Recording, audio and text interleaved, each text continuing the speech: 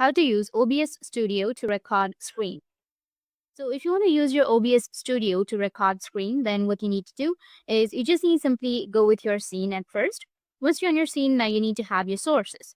So you just need simply go with plus or add source, which will be in the bottom left of your sources tab.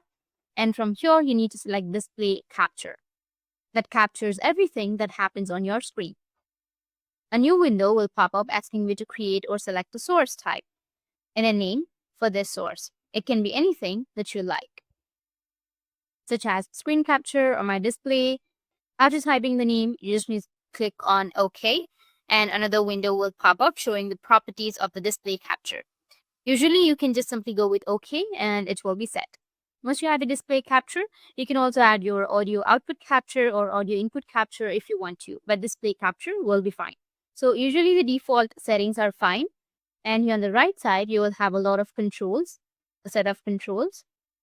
Click on the start recording, which will start your recording. So in my case, I'm recording this video on my OBS Studio.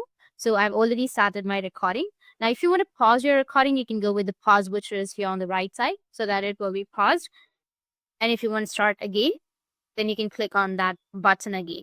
And if you want to stop the recording, you need to just click on stop. So it was that simple to use your OBS Studio. And if you have any questions, feel free to comment below. Thanks for watching.